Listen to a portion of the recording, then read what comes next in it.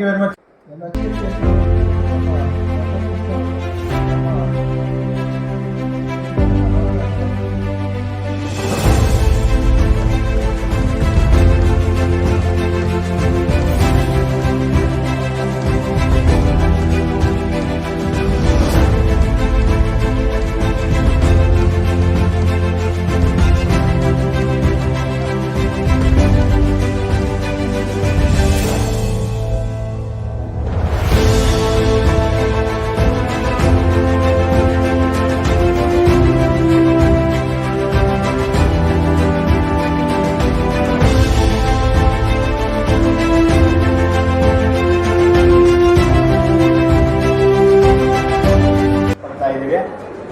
ನಮ್ಮ ಜಾಕಬ್ ಕ್ರಿಸ್ಟಾರ್ ಅವರು ಫೌಂಡರ್ ಮತ್ತು ಚೇರ್ಮನ್ CM ಎನ್ವರೋ ಸಿಸ್ಟಮ್ ಮತ್ತು ಎಲ್ಸ್ವೇರ್ ಈಕೋ ಪ್ರಾಡಕ್ಟ್ಸ್ ಪ್ರೈವೇಟ್ ಲಿಮಿಟೆಡ್ನ ಫೌಂಡರ್ ಮತ್ತು ಚೇರ್ಮನ್ ಆಗಿರ್ತಾರೆ. ಈ ಒಂದು CME group is rapidly expand its product line to cater to every testing needs of the market as one stop shop solution provider of testing requirements. ಅಂದರೆ ಇವರು safety equipments ಬಗ್ಗೆ ಭಾಳ ಜಾಸ್ತಿ ಇದನ್ನು ಮ್ಯಾನುಫ್ಯಾಕ್ಚರ್ ಮಾಡ್ತಾರೆ. ಮತ್ತು ಟೆಸ್ಟಿಂಗ್ ಎಕ್ವಿಪ್ಮೆಂಟ್ಸ್ ಇದೆ.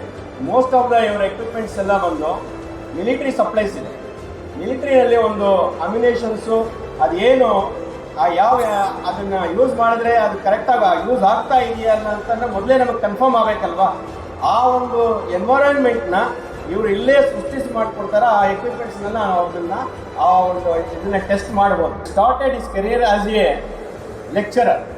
Subsequently he worked as a sales manager at Mumbai and later started the company MS CM Equipments and Instruments India Private Limited in the year 1981. He was born on 4th April 1952 in a remote area called Kinnigoli. Kinnigoli ಅಂತ ಎಲ್ಲರೂ ಕೇಳಿರ್ಬೋದು. ಮಂಗಳೂರು ಹತ್ರ ಬರ್ತದೆ. ಭಾಳ ಒಂದು ಸಣ್ಣ ಒಂದು ಊರು ಕಿನ್ನಿಗೋಳಿ ಅಂತ ಹೆಸರು. ಇವತ್ತು ಕಿನ್ನಿಗೋಳಿನಲ್ಲಿ ಇಟ್ಕೊಂಡು ಇಡೀ ಪ್ರಪಂಚಕ್ಕೆ ಅವರು ಈ ಒಂದು ಸೇಫ್ಟಿ ಎಕ್ವಿಪ್ಮೆಂಟ್ಸಲ್ಲಿ ಪೈನಿಯರ್ ಆಗಿದ್ದಾರೆ. ಸೊ ಯಾರು ಏನು ಬೇಕಾದ್ರೂ ಸಾಧನೆ ಮಾಡ್ಬೋದು ಅನ್ನೋದಕ್ಕೆ ಅವರು ನಮ್ಮ ಒಂದು ಇಲ್ಲಿರುವಂತಹ ನಮ್ಮ ಕಣ್ಣೆದುರುಗಡೆ ಇರುವಂತಹ ಒಂದು ಎಕ್ಸಾಂಪಲ್ ಅಂತ ನಾವು ಅನ್ಕೋಬಹುದು. He has got so many awards. One of the I will shortlist few of them. Vijayanagar Sri Krishna Devaraya University Bellary conferred honorary doctorate degree for recognizing the entrepreneurship and services rendered to MSME sector. ಇದನ್ನು ನಾವು ಪೀಣ್ಯದಲ್ಲಿ ಮಾಡಿ ತೋರಿಸ್ತೀವಿ. ಅದಕ್ಕೋಸ್ಕರ ಹೇಳ್ತಾ ಇದ್ದೀವಿ. ಯಾಕಂದರೆ ಈ ವ್ಯಾಪಾರ ಮಾಡಲಿಕ್ಕೆ ಅನುಗುಣವಾಗಿ ಯಾವತ್ತೂ ಹೆಲ್ಪ್ ಮಾಡಲ್ಲ ಯಾವ ಅಧಿಕಾರಿ. ಯಾಕಂದರೆ ಅವನಿಗೆ ಕೂತ್ಕೊಂಡಲ್ಲಿ ಸಂಬಳ ಸಿಗುತ್ತೆ. ಆದರೆ ನಾವು ಕಷ್ಟಪಟ್ಟುಬಿಟ್ಟು ನಾವು ಗಳಿಸಿದ ಆ ಕೆಲವು ಹಣನ ಅದರ ಮೇಲೆ ರೇಡ್ ಮಾಡಿ ನಮಗೆ ತೊಂದರೆ ಕೊಡ್ತಾರಲ್ಲ, ಅದು ಸ್ಟಾಪ್ ಆಗಬೇಕು. ಯಾಕಂದರೆ ಎಲ್ಲರೂ ಕಳ್ಳರಲ್ಲ, ಎಲ್ಲರೂ GST ಅವಾಯ್ಡ್ ಮಾಡ್ತಾ ಇಲ್ಲ. ಆದರೆ ಖಂಡಿತವಾಗಿ ನಮ್ಮದೊಂದು ಎಪೀಲ್ ಏನು ನಿಮಗೆ ವ್ಯಾಪಾರಸ್ಥರಿಗೆ ಅಂದರೆ, ಯಾವತ್ತೂ GST ಅವಾಯ್ಡ್ ಮಾಡಬೇಡಿ. ಯಾಕಂದರೆ ಇವಾಗ we have such a portal where artificial intelligence is used. And in that artificial intelligence ಯಾವುದಾದ್ರೂ ಒಬ್ಬರು ವ್ಯಾಪಾರಸ್ಥ ಡುಪ್ಲಿಕೇಟ್ ಬಿಲ್ ಕೊಟ್ಬಿಟ್ಟು ಸಾಮಗ್ರಿಗಳನ್ನು ಸಪ್ಲೈ ಮಾಡದೆ ಆ ಡುಪ್ಲಿಕೇಟ್ ಬಿಲ್ ಮೇಲೆ ಟ್ಯಾಕ್ಸ್ ಕಟ್ಬಿಟ್ಟು ಟ್ಯಾಕ್ಸ್ ಇನ್ಪುಟ್ ತೊಗೊಂಡ್ರೆ ಆಮೇಲೆ ಅದು ಏನಾಗುತ್ತೆ, ಅದು ಬ್ಲ್ಯಾಕ್ ಮನಿ ಆಗುತ್ತೆ. And it is known, everybody knows about that. But please don't do it. ಯಾಕಂದರೆ ಇವತ್ತು ಮಾಡ್ತೀರಾ, ನಾಳೆ ಮಾಡ್ತೀರಾ, after 3 months, trust me, you are ಕಾಟ್.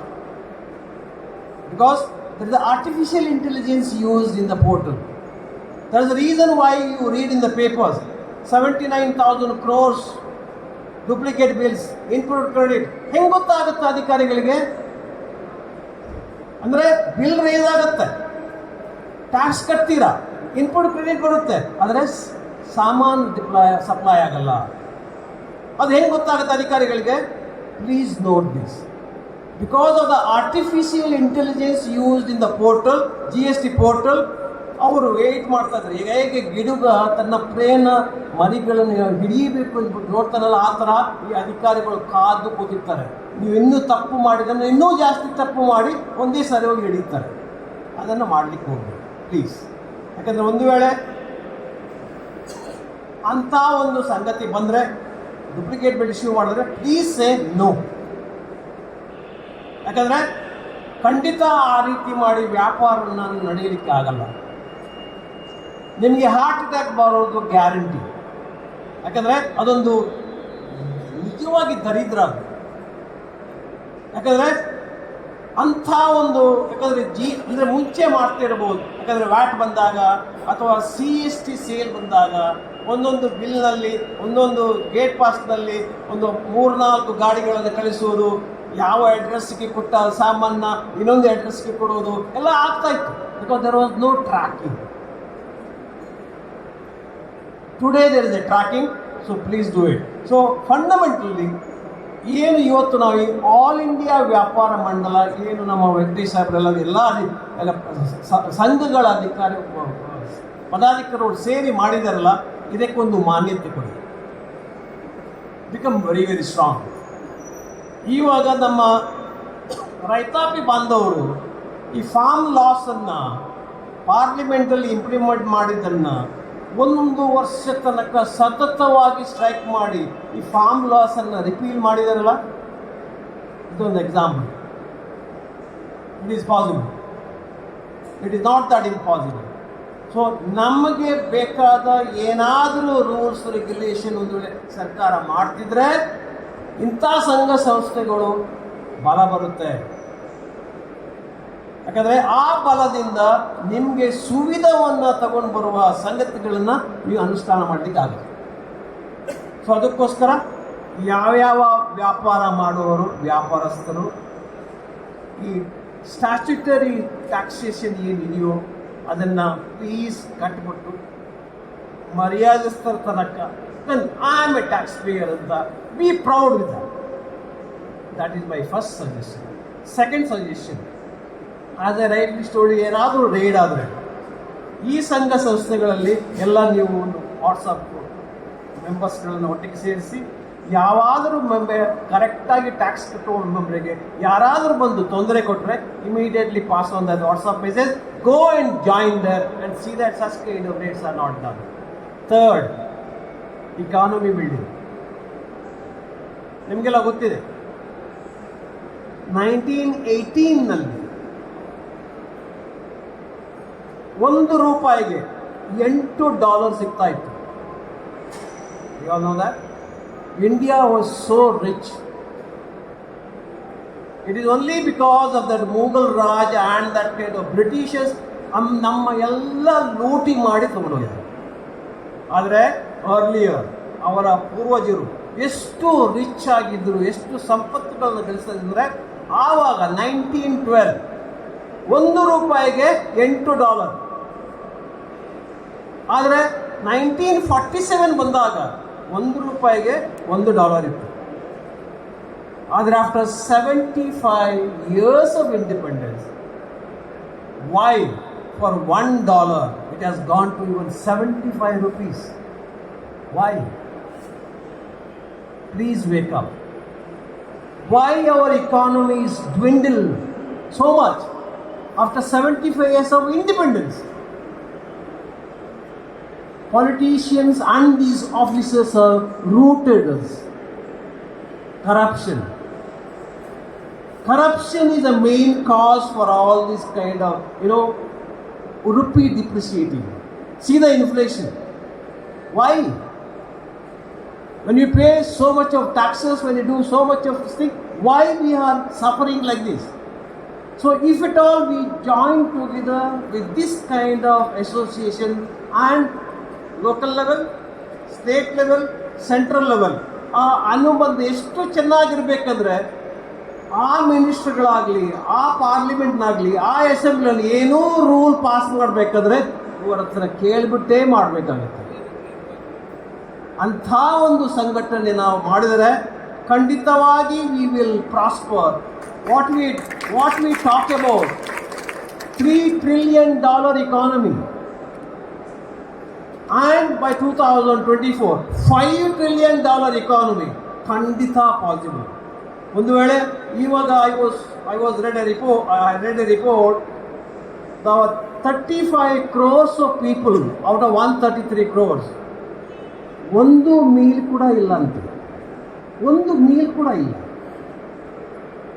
ತಮ್ಮ ತಂದೆ ತಾಯಿ ತಮ್ಮ ಮಕ್ಕಳಿಗೆ ಇವನು ಒಂದು ಚಪಾತಿ ಕೊಡುವ ಒಂದು ಯೋಗ್ಯತೆ ಇಲ್ಲ ಅಂತೆ. ಯಾಕೆ? When we were so rich and today we have become so poor, why 35 crores of people? Now it has come down to 25 crores, fine. But when the economy grows, everybody will have money in their hand. Nobody will suffer. And that is possible only by you and me. Industry and this kind of ವ್ಯಾಪಾರಸ್ಥರು ಒಟ್ಟಿಗೆ ಸೇರಿದರೆ economy build up ಮಾಡಬೇಕಾಗುತ್ತೆ. And we are the creators of the economy. How many people understand that? We have to make these politicians and the officials, make them to understand. That is the reason in farm laws, repealing of the farm law. It is possible. So let's unite together. Let's make it to happen. So it is not that only when we meet here as an association, only 2-3 ಜನ ಭಾಷಣ ಕೇಳಿದ್ರು. No, that is not enough. ಈ ಸಂಘಟನೆಯಲ್ಲಿ ನಾವು join ಆಗಲೇಬೇಕು. ಬರೀ your differences, ಬರೀ your ego. Create your association very, very strong so that it delivers service to your members. And members are your assets which can create this kind of economy. And for ಪೂರ್ವಜರಿಗೆ ನಾವು ನಮಸ್ಕಾರ ಮಾಡಿಬಿಟ್ಟು ಮುಂದೆ ಬರುವ ಪೀಳಿಗೆಗೆ if we create this kind of economy, trust me, we have done the job. During our lifetime, if at all we are talking about that kind of $5 trillion economy, take for example USA. USA ಎಷ್ಟು ಜನ ಇದ್ದಾರಪ್ಪ? 32 crores. What is China economy? China also the same 135 crores of people there. $13 trillion economy. Why India is suffering? Think.